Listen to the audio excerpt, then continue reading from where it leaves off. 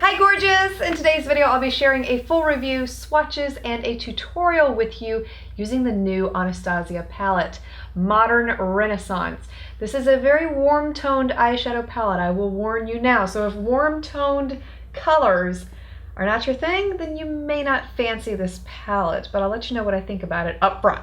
First things first, we'll talk about the price. If you're wondering how much this is, it is $42. And I was a little taken back by that because normally Anastasia palettes have been about $30 in the past, so I'm not sure why this one all of a sudden is $42. The packaging is great as always. With this palette, it's a little different than any other Anastasia palette I've ever had before. It has a fuzzy texture on the palette, very similar to the IT Cosmetics Naturally Pretty palette, same exact texture with this one. And my only gripe with that is that this is going to get dirty very fast. It's going to be hard to keep it clean, as was my IT Cosmetics palette. You get 16 eyeshadows in this palette and a variety of finishes, all warm toned shades like I mentioned before. There are a few really vibrant pinks and reds in this palette, and of course we can't forget orange. Really love the intensity of this one, and it's a great summer palette. I didn't have any trouble in terms of pigmentation with any of the eyeshadows in this palette. All of them performed extremely well. They wear phenomenally throughout the day. They don't fade, don't crease. They look exactly like they did when you first applied them, even at the end of an 18-hour wear day. Don't ask me how I know that. Now, many of you know that I love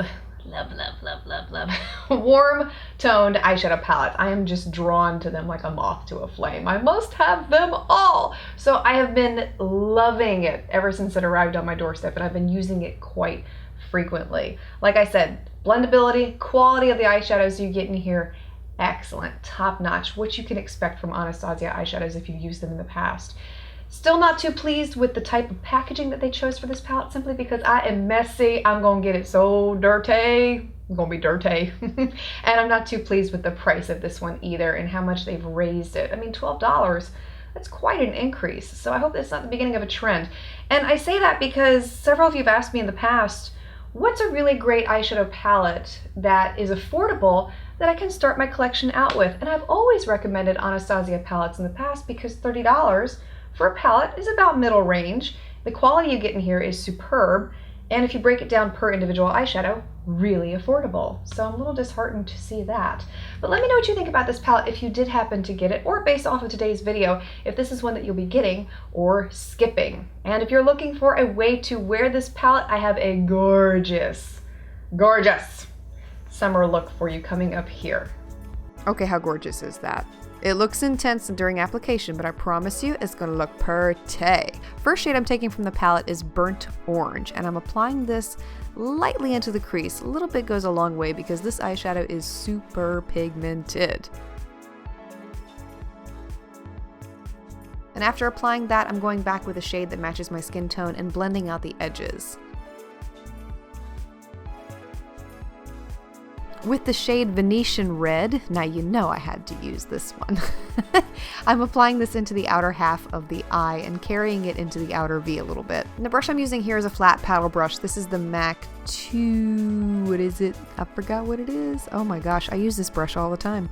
239, brain fart, my goodness.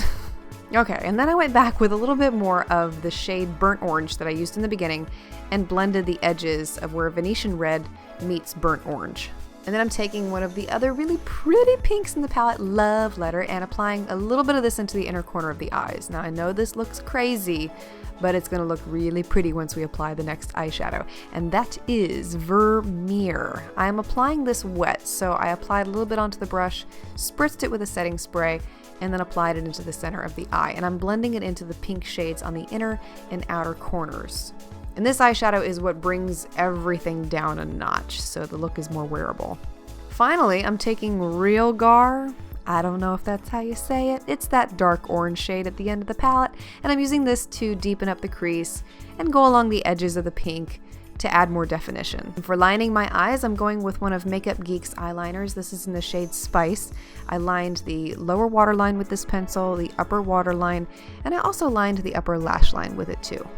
My lashes today are one of the 3D synthetic pairs from inkyminky.com. These are in the style Bliss. And to finish off the eyes, I went back with a little bit of burnt orange on a Sigma E30 pencil brush and ran it along the lower lash line. And these are the final results. And you can see really intense during application, but once the whole thing comes together, really pretty on the eyes. For my blush, I'm going with a new favorite from NARS. This is in the shade Torrid, which is a peachy shade. That's the best way I know how to describe it, and applying it onto the cheeks. And then for my lips, I decided to go with a pinky nude. This is Clinique's Beige Pop.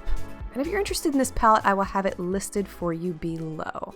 Thanks for watching, and I'll see you next time.